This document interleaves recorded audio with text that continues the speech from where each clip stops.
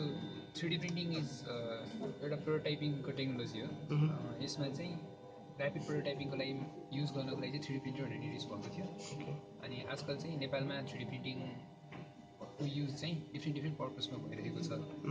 Basically हामीले चाहिँ कुनै प्रोजेक्टको प्रोटोटाइपिङ गर्नको लागि अथवा डिजाइनको प्रोटोटाइपिङ गर्नको लागि चाहिँ 3D प्रिन्टरको बढी युज गर्छौँ। अनि मेन फोकस चाहिँ यसको एजुकेसनमा हुन खोजिरहेको छ आजकल। सो एजुकेसनमा हामीले 3D प्रिन्टरले कसरी युज गर्छौँ भनेर पनि एक्सप्लोर गर्दैछौँ। मेडिकलमा 3D प्रिन्टर युज गरिसकेको छौँ। मेडिकलमा जस्तै बोन रिप्लेसमेन्टको लागि एक्ज्याक्ट 3D मोडल चाहिने हुन्छ, जुन कुरा चाहिँ 3D प्रिन्टरले इजिली प्रिन्ट गरिदिन सक्छ। सो 3D चाहिँ हाम्रो स्क्यानरबाट एमआरपी स्क्यानर जस्तै 3D स्क्यानरबाट बोनको स्क्यान गर्ने, अनि त्यो स्क्यान गरेको बोनको चाहिँ 3D प्रिन्टिसबाट निकालेर we can have these 3D printed tools to use inside the body. And we have also implemented one of 3D printed tool in a body of a human. And also some given problem आएको छैन। So basically नेपालमा बसेर नेपालकै technology 3D print गरेर यहीँको इन्जिनियर्सहरूले बनाएको डिजाइनले चाहिँ हाम्रो नेपाली कोही पेसेन्टलाई युज हुने तरिकाले गरिसकेको छ। यो चाहिँ बेसिकली अहिलेसम्म भनेको अस्ट्रेलिया, जर्मनी र युकेमा मात्रै भएको छ। अनि अर्को चाहिँ नेपालमा हुँदैछ। अनि त्यसलाई चाहिँ हामीले अहिलेसम्म यसलाई प्रमोट नगर्नुको एउटा रिजन भनेको चाहिँ त्यो पेसेन्टको बडीबाट के फिडब्याक आउँछ भनेर हेर्न खोजिरहेको थियौँ। सो 6 मन्थ्स अगाडि हामीले इम्प्लान्ट गरेको थियौँ र अहिलेसम्म खासै कम्प्लिकेसन्स आएको छैन भने चाहिँ हामीले त्यसमा अब स्टोरी बनाउँदैछौँ। भक्तपुर क्यान्सर हस्पिटलको 2जना डक्टर इन्भल्भ हुनुहुन्छ यो प्रोसेसमा। 2जना डक्टर र रोबोटिक्स एसोसिएसन नेपालबाट 2जना इन्जिनियर्सहरू इन्क्लुड भएर यो प्रोजेक्ट चाहिँ सक्सेस बनाउन सकेको थियो। अहिले चाहिँ हामीले एन्ड्रोइडको प्रिन्ट गर्दैछौँ एज अ जिडिजीको इभेन्टमा। सो 3D प्रिन्टिङको बारेमा भन्नुपर्दाखेरि हामीसँग भएको 3D प्रिन्टर भनेको क्युब भयो होइन। सो क्युब 3D प्रिन्टर हो। यो भनेको चाहिँ it's not open source, it's a close source. त्यही भएर हामीले कार्टेजदेखि लिएर सबै कुरा यसको किन्नै पर्ने हुन्छ। अनि कस्ट पनि हाई छ यसको चाहिँ। अनि हाम्रो प्लान चाहिँ अब अहिलेको यो 3D प्रिन्टर भनेको चाहिँ हाम्रो 15 centimetre cube maximum size print गर्न सक्छ यसले। अब ठुलो साइजको प्रिन्ट गर्नु पऱ्यो भनेदेखि चाहिँ यसले प्रिन्ट गर्न सक्दैन। सो त्यसलाई चाहिँ हामीले के गर्नु खोजिरहेको छौँ भने एउटा अर्कै सिएनसी बनाएर, सिएनसी भनेको चाहिँ काट्नुको लागि युज हुन्छ भने त्यसमा चाहिँ 3D प्रिन्टरको नोजल राखेर सो त्योबाट चाहिँ हामीले ठुलो उस पनि प्रिन्ट गर्न सक्छौँ भनेर हामीले त्योमा चाहिँ अहिले वर्कआउट गर्दैछौँ। पोसिबली 6 मन्थ्सको टाइमपछि will be able to figure it out. अनि 6 महिनाभित्रमा चाहिँ हामीसँग त्यो एउटा 3D प्रिन्टर हुन्छ।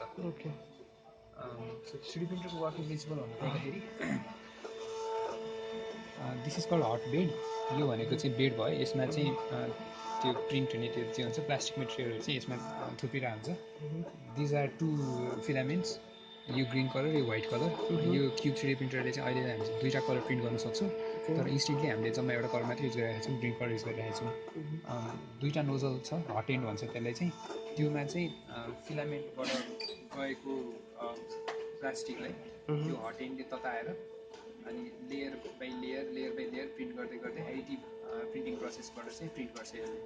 So this is called filament, sorry cartridge. अनि यो कार्टेजमा चाहिँ फिलामेन्ट छ। 3D प्रिन्टरलाई चाहिने फिलामेन्ट चाहिँ यसमा छ अनि यहाँबाट आउँछ यो चाहिँ। सो यसको कलर चाहिँ तपाईँहरूले कसरी डिटरमाइन हुन्छ खासै चाहिँ? फिलामेन्टको कलर भनेको चाहिँ बेसिकली अहिले हामीसँग जम्मा 3टा कलर छ। एउटा ग्रिन, एउटा व्हाइट, एउटा चाहिँ ब्ल्याक कलरको कार्टेज छ। डिफ्रेन्ट कलरको कार्टेजहरू पाउँछ। क्युब 3D प्रिन्टरको कार्टेज चाहिँ एकदम कस्टली छ, $99 पर्न सक्छ यसको। त्यही हुनाले त्यही भएर हामीले अहिले यसको भन्दा पनि यसलाई ह्याक गर्न खोजिरहेका छौँ। सो द्याट $2 आउने कार्टेज चाहिँ यसमा युज गर्न खोजिरहेका छौँ। Because it's not open source, त्यो अलिकति प्रब्लम भइरहेको छ हामीलाई। स्टिल वेयर फिगरिङ आउट कसरी चाहिँ यो गर्न सक्छौँ भनेर हामीले काम गर्दैछौँ। अनि त्यही भएर पनि यसलाई मात्रै काम नगरिकन we are trying to make another 3D printer by ourself. अनि त्यो 3D प्रिन्टरमा चाहिँ हामीले $2 कार्टेज युज गर्दै यदि ल्याउन सक्छौँ भनेदेखि झन् प्रोटोटाइपिङ प्रोसेस अथवा 3D प्रिन्टिङ प्रोसेसको कस्ट एकदम लो हुन थाल्छ। फर नाउ 3D प्रिन्टरको अहिलेको कस्ट भनेको हाम्रो 1 ग्रामको ₹50 पर्न आउँछ। So it's like ₹40 for ourselves. हामीलाई नै ₹40 पर्न आउँछ 1 ग्रामको, किनभने कार्टेजको कस्ट इज $99 फर 1 kg। चाहिँ 1 ग्रामको कस्ट विथ इलेक्ट्रिसिटी, डिजाइन सबै कस्टिङ गर्ने हो भने 1 ग्रामको ₹40 पर्न आयो भने ₹50 को 1 ग्राम भयो भने नर्मल एउटा डिजाइनको पनि 10 ग्राम मात्रैको डिजाइन भयो भने पनि इट्स लाइक $500 प्लस। त्यसलाई रिड्युस गरेर if we can come down to let's say ₹10 per gram or ₹5 per gram, त्यो भने चाहिँ more number of people be interested for 3D printing.